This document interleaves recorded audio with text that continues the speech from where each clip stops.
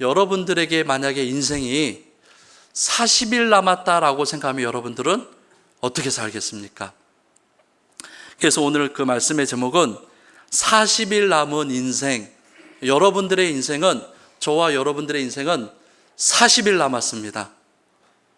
기분 나쁘신가요? 네, 40일 남았습니다. 존 메이너드 케인스라는 그 영국의 경제에 유명한 세계적인 경제학자인데 노벨상도 탄 사람인데 그 사람이 이런 말을 했어요. 이제 어려운 말은 아니까 잘 들어보세요. 변화에서 가장 힘든 것은 새로운 것을 생각해내는 것이 아니라 이전에 가지고 있던 틀에서 벗어나는 것입니다. 그러니까 제가 변화하고 싶어요.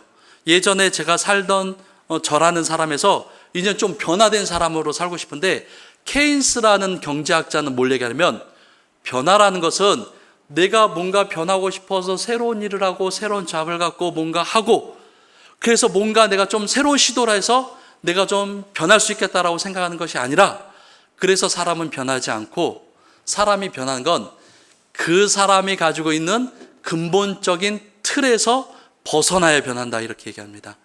옛날부터 그런 말이 있습니다. 사람은 잘 변하지 않는다. 맞습니다. 그런데 만약에 사람은 잘 변하지 않는데 만일 내가 변하고 싶다면 여러분들 중에 예전에 살던 내가 아니라 이제 좀 변하고 싶다.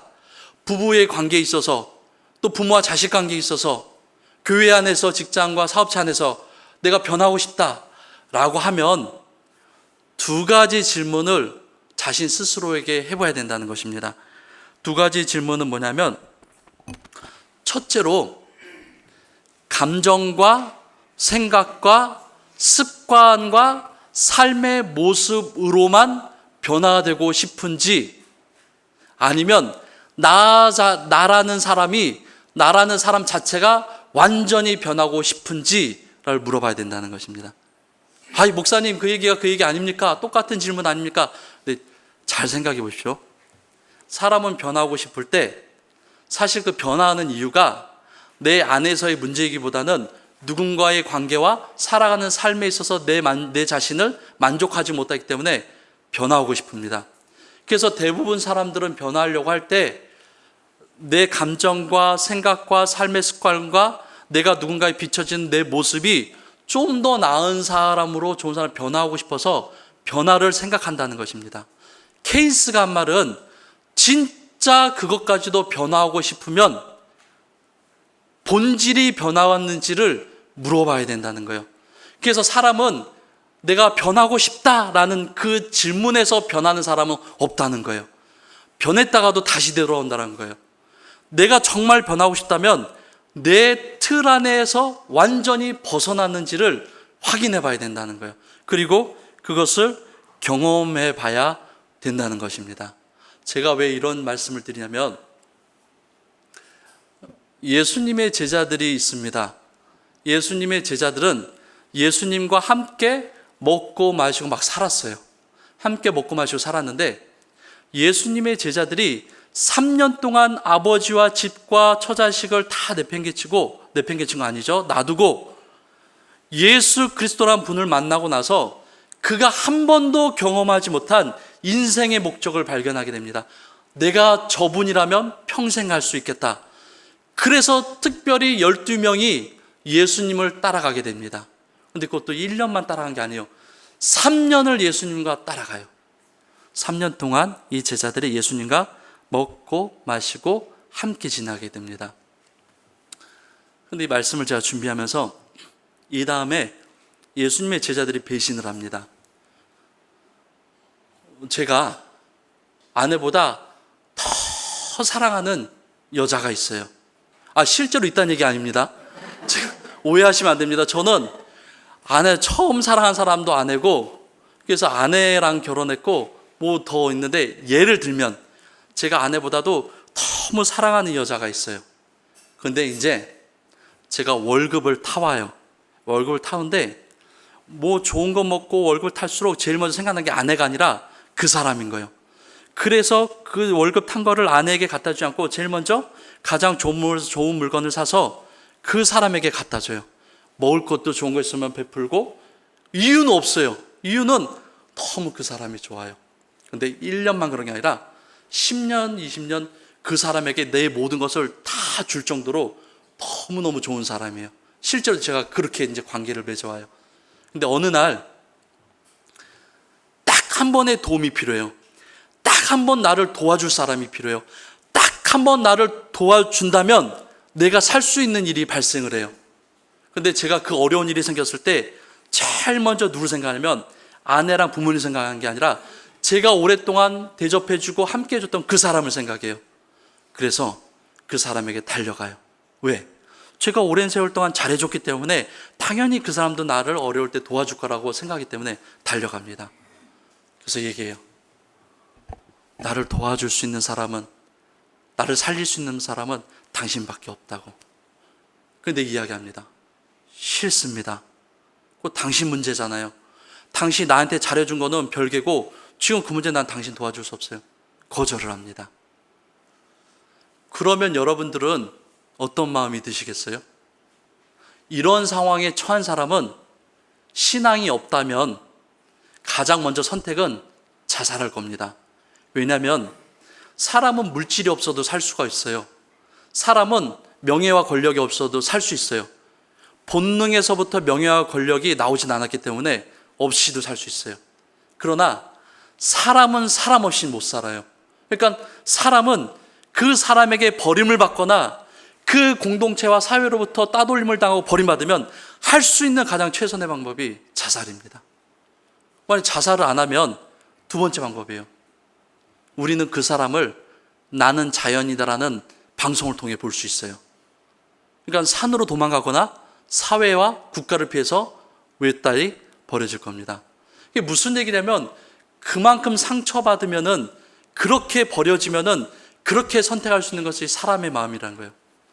그런데 예수님의 제자들은 예수님과 함께 3년을 먹고 마시고 막 그러다가 예수님이 죽는 순간에 단번에 결절합니다. 로마의 병정이 칼을 들고 예수님의 제자들에게 칼에다 목을 대고, 실제로는 그러지 않았지만 우리가 말씀을 통해 본다면 또 예수 믿을래 죽을래, 또 예수 믿으면 똑같이 예수님처럼 끌려가서 고문당하다가 죽을래, 아니면 예수 안 믿는다면 내가 살려줄게 라는 선택의 순간 속에서 예수님의 제자들은 예수님을 다 버렸다는 거예요. 그 사람이 그리스도인인지 아닌지는 매 순간 선택의 순간 속에서 자신이 볼 수 있습니다.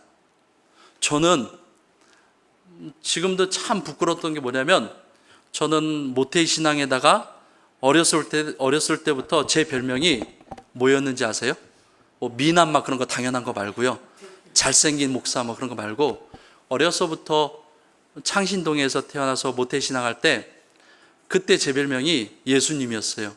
왜냐하면은 이유는 간단합니다. 예수님의 성화를 보신 적이, 예수님 옛날 때 한 20년, 30년 예수님의 그림들이 집마다 붙여 있었어요. 예수님의 그 얼굴이 잘 보면 항상 예수님의 그 성화들 그림들은 예수님 얼굴이 항상 길었어요. 아마 중동 사람이어서 그랬을 것 같아요. 얼굴이 길었어요. 근데 저도 어렸을 때부터 얼굴이 길어가지고 별명이 예수님이었어요. 근데 제가 어렸을 때 중학생 되면서 제일 고민 중에 하나가 뭐냐면 점심 식사 시간에 기도하는 거예요. 초등학교 때 왔는데 중학교 가니까는 사춘기 오니까 점심 시간에 기도하는 게 너무 창피한 거예요. 그러니까 이게 점심을 먹는데 애들은 기도 보통 안 하거든요. 근데 저는 기도를 해야 되거든요. 근데 하다가 어느 순간부터 기도를 안 하는 거예요. 이유는 한 가지요. 창피해서. 중학교 시절 그렇게 보낸 적이 있습니다. 신앙이라는 것은 여러분들이 대수롭게 생각하지 않는 순간에 자기 자신이 스스로에게 물어봅니다. 아주 대수롭지 않은데 주님과 세상과 나의 자존심과 모든 것을 견주어 선택할 수 있는 순간들이 자신에게 숱하게 일어난다는 것입니다. 제자들은 예수님을 배신했어요. 한 번에. 나는 살겠습니다. 내가 주님 버리겠습니다. 배신합니다. 어처구니 없는 일이에요. 왜냐하면 제자들이 만약에 예수님과 함께 고생만 했다고 한다면 죽음의 순간이 올 때 예수님을 버려도 돼요. 예수님 때문에 몰매 맞고 예수님 때문에 모욕당하고 예수님 때문에 3년 동안 창피하고 거지처럼 취급받고 예수님 때문에 고생했다면 예수님을 버려도 돼요. 고생했으니까. 인지상정을 누구나 그럴 수 있으니까. 그런데 그렇지 않습니다. 성경에 잘 보면은 예수 그리스도가 이 시대 그때의 유일한 메시아로 유대인들이 기다려왔던, 로마 정부가 블랙리스트에 올리면서 가장 눈여겨봤던, 그러나 당시에 죽은 사람도 살리고 모든 자들의 칭송받는 그 자리에 누가 있었냐면 제자들이 함께 있었습니다. 다시 말하면 예수님이 받을 수 있는 영광의 자리에 제자들도 함께 그 영광을 맛을 보았다는 거예요. 3년 동안 그런 제자들이 죽음의 순간이 왔을 때에 예수님을 버리게 됩니다. 사람은 쉽게 안 변합니다. 성경에도 그런 얘기가 많이 나오지만 예수님의 제자들도 예수님을 버리는 그 삶이 있고, 성경에 보면, 사도행전에 보면 어느 순간부터 예수님의 제자들이 완전히 변화된 사람으로 나타납니다. 어느 정도까? 죽음이 오면 예수님을 버렸던 사람들인데 어느 기간을 거쳐서는 그들이 한 제자를 빼고는 모든 제자를 다 순교합니다. 근데 순교의 정도가 어떠냐면 당시 범죄인들을 여러 나라에서 취급하는, 죽이는 방법으로 인해서 어떤 제자는 톱으로 위에서부터 아래까지 쓸려 죽습니다. 어떤 제자는 예수님의 복음을 위하여 살가죽이 다 벗겨진 채 참수형을 당합니다. 어떤 제자는 도끼에 맞아 죽고, 어떤 제자는 십자가의 형보다 더 극심한 거꾸로 십자가에 매달려 죽게 되기도 합니다. 어떤 제자는 3일을 넘어서 엄청난 오랜 시간 동안 고문당하다 죽기도 합니다. 그러면은 우리는 질문할 수 있어요. 도대체 사람은 변하지 않는데, 나도 예수님 믿고 살지만 나도 잘 변하지 않는 걸 내가 잘 아는데 어떻게 예수님의 제자들은 갑자기 그렇게 변화될 수 있을까? 성경은 오늘 그것을 이야기합니다. 3절 말씀인데 우리가 아까 읽었지만 다시 한번 3절 말씀 같이 읽겠습니다. 시작. 그가 고난 받으신 후에 또한 그들에게 확실한 많은 증거로 친히 살아계심을 나타내사 40일 동안 그들에게 보이시며 하나님 나라 일을 말씀하시니라. 예수님의 제자들은 40일이라는 이 시간을 지나간 다음에 완전히 변화된 사람으로 바뀝니다. 성경을 보다 보면 여러분들은 혹시 그런 생각 안 해보신 적 없습니까? 예수님이 죽으시고 부활하셔서 바로 승천하시지 않고 왜 40일 이 땅에 계셨을까? 혹시 궁금해 보신 적 없어요? 예수님이 죽으시고 부활하시고 승천하셔서 성령 하나님을 통하여 그들의 심령을 변화시키고 그들의 삶과 사명을 변화시킬 수 있어요. 충분히.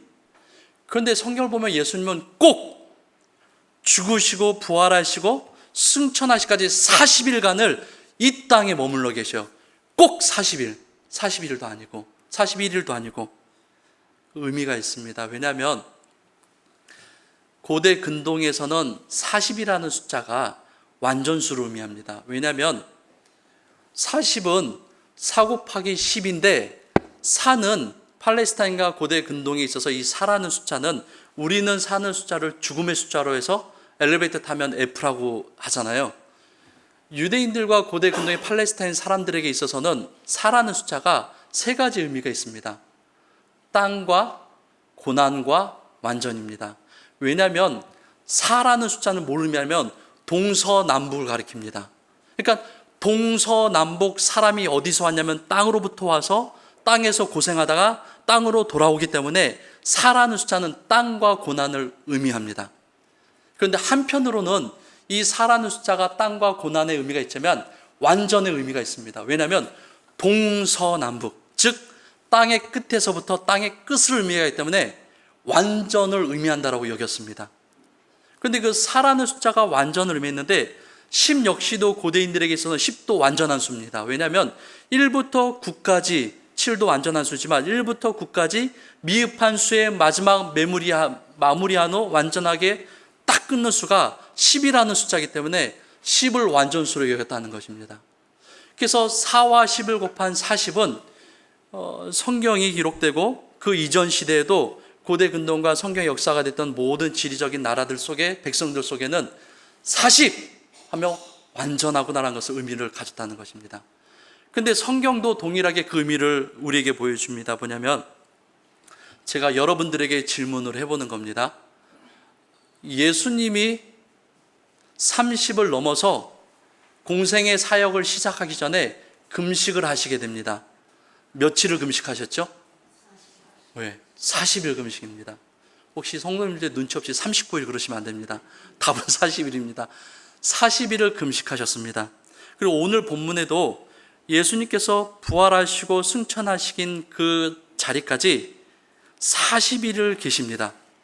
그리고 한 가지 더, 노아가 있던 세상에 홍수로 심판이 임합니다. 그때 비가 몇 날 며칠 내렸죠? 40일입니다. 한 가지만 더 나눠보겠습니다. 모세가 시내산에서 십계명을 받을 때 모세가 금식에 들어갑니다. 그때 금식한 날수가 며칠입니까? 40입니다. 성경은 보면은 7이라는 숫자나 3이라는 숫자나 40이라는 숫자를 완전수로 의미하는데, 잘 보십시오. 왜 성경은 40일을 그렇게 기록하고 있는지. 예수님께서 인간 목수의 아들 예수일 수도 이 땅에 30세로 있다가 사역을 시작할 때 40일 금식을 합니다. 근데 그 40일이라는 숫자가 갖는 의미가 무엇이냐면 예수님의 천국의 사역이 시작되기 전 단계입니다. 그러니까 40일을 거치면은 무엇이라면 새로운 시대와 새로운 사역이 일어난다는 겁니다. 또 한 가지, 예수님께서 천국에 올라가시기 전에, 부활하고 천국에 올라가기 전에 40일을 이 땅에 머무시는데 그 40일이 지나고 나서야 신약교회의 시대와 복음이 이방에게로 전파되기 시작합니다. 동일하게 노아 시대도 하나님께서 세상을 심판하시고 40일 밤낮 주야로 비를 내신 후에 새로운 세상이 시작이 됩니다.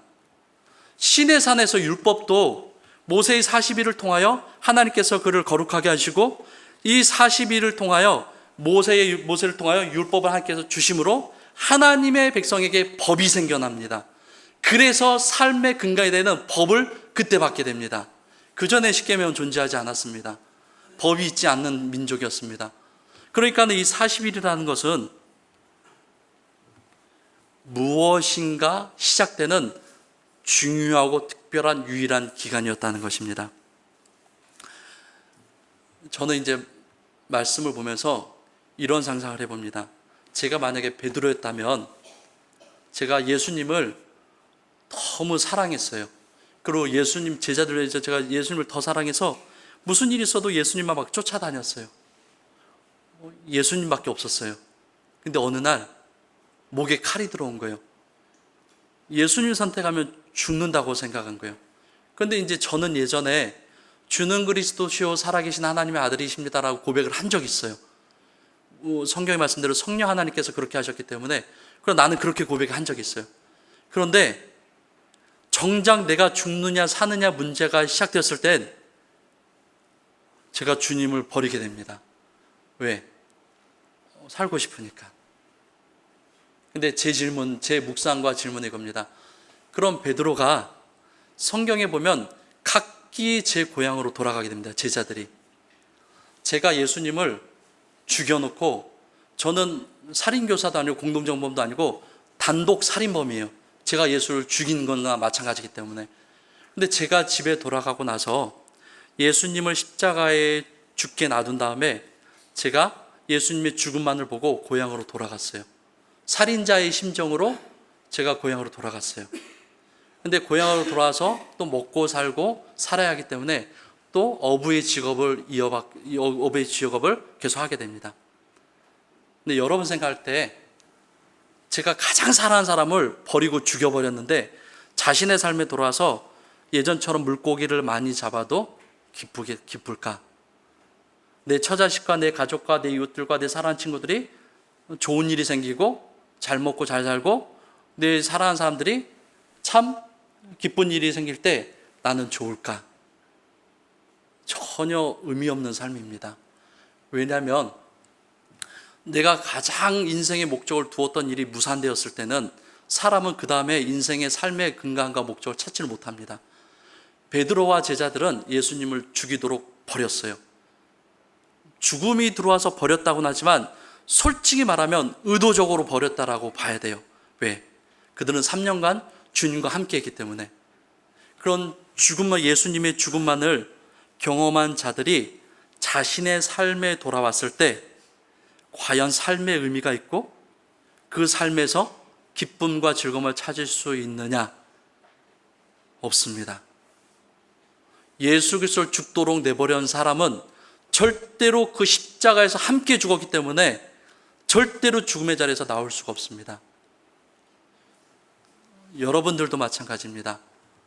내가 예수 그리스도를 십자가에 내어 맡겨 죽였는데, 그런데 부활의 주님을 경험하지 아니한 자는 절대로 그리스도인이라 칭함을 받지 못합니다. 40일이 우리에게 있어서 왜 중요하고 성경의 40일이 왜 그토록 기록에 누가가 기록하고 있냐면, 죽음에서 헤어나올 수 없는 제자들을 부활하신 주님이 만나주신 기간이라는 것입니다. 성경에 보면 예수님은 부활하시고 40일 동안 11번이나 예수님의 제자들과 여인들과 살아가는 성도들을 만납니다. 주님은 왜 그러십니까? 죄인은 주님의 죽음만으로는 구원이 이루어지지 않기 때문입니다. 예수 그리스도의 부활을 소유해야만 그도 예수 그리스도와 죽음으로 여전히 죽음 안에 있는 삶을 살지 않냐고 부활하신 주님을 만나야지만 그가 부활의 소망으로 살 수 있기 때문이라는 것입니다. 그래서 우리에게 이 40일은 부활의 주님을 만나는 시간이라는 것입니다. 이 40일은 내가 뭔가 변화하고자 할 때 이루어질 수 있는 것입니다. 케인스의 말을 다시 한번 생각해 보십시오. 변화에서 가장 힘든 것은 새로운 것을 생각해내는 것이 아니라 이전에 가지고 있던 틀에서 벗어나는 것입니다. 제자들이 죽음이라는 곳에서 벗어나지 않으면 아무리 제자들은 오래 살아도 절대로 아버지께 갈 수 없습니다. 왜? 부활의 주님을 만나지 못했기 때문입니다. 그래서 부활하신 주님은 바로 승천하시지 않냐고 부활하신 다음에 40일 동안 죽음 가운데 머물러 있는 제자들을 하나하나 찾아가셔서 만나셨다는 것입니다. 저와 여러분의 삶도 마찬가지입니다. 우리는 30년, 40년, 50년 산다라고 장담하지만 모르는 일입니다. 저는 여러분들보다 더 오래 살 겁니다. 여러분들보다 한 50년 더 오래 살 겁니다. 그러나 장담할 수 없습니다.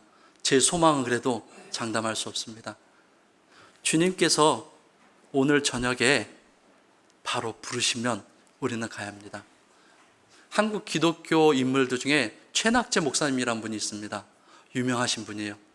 그 목사님은 돌아가실 때 아침에 예배드리고 또 저녁에 예배드리고 아이들 성경 공부 가르치고 저녁에 예배 끝나고 그대로 부르심을 받았습니다. 저와 여러분들도 언제 부르심 받을지 모릅니다. 여러분 40년 산다고 20년 산다고? 아니요. 40일밖에 안 남았습니다. 40일의 삶 동안에 주님을 만나지 않으면 여러분들은 죽음 속에서 그 인생을 마치게 됩니다. 40일이라는 인생 속에 주님을 만나야 됩니다. 첫 번째로 이 40은 우리에게 그런 의미가 있습니다. 두 번째로 주님은 40일이라는 시간 동안 왜 11번을 주님은 만나셨을까? 3절 말씀 이번엔 제가 한번 읽어보겠습니다. 그가 고난받으신 후에 또한 그들에게 확실한 많은 증거로 친히 살아계심을 나타내사 40일 동안 그들에게 보이시며 하나님 나라의 일을 말씀하시느니라. 여러분들에게 40일의 인생이 남으면 뭘 하시겠습니까? 버킷리스트라는 말이 있는데 죽기 전에 내가 꼭 해보고 싶은 제목들, 죽기 전에 내가 꼭 해보고 싶은 것들을 버킷리스트라고 하는데 대부분의 사람들은 자신만의 버킷리스트가 있습니다. 내가 죽기 전에 이건 해봐야지. 그런데 부활하신 주님은 성경에 보면은 다시 부활하셔서 딱 40일밖에 시간이 없는 주님은 부활하셔서 뭘 하시냐면 또 죽기 전에 함께 했던 사람들을 또 찾아가서 똑같이 먹고 마시고 똑같이 복음을 전하셨다라고 기록합니다. 왜 주님 부활하시고 40일이라는 기간이라면 더 업그레이드된, 더 천국의 비밀들을 더 전수하시고 전하시고 그렇게 하나님 올라가셔야지, 주님 올라가셔야지 왜 똑같이 하십니까? 라고 말할 수 있는데, 주님에게는 이 제자들에게, 이 사랑하는 자들에게 원하셨던 바가 있어요. 예수님이 고난받으시고 죽기 전에 똑같이 또 만나셔서 똑같이 먹고 마시고 똑같이 함께 있고 똑같이 그때 전한 복음을 또 전하시는 거예요. 왜? 이 40일 동안에 주님은 복음을 다시 확인시켜 주셨다는 것입니다. 신앙이라는 것은 다시 복음을 확인하는 겁니다.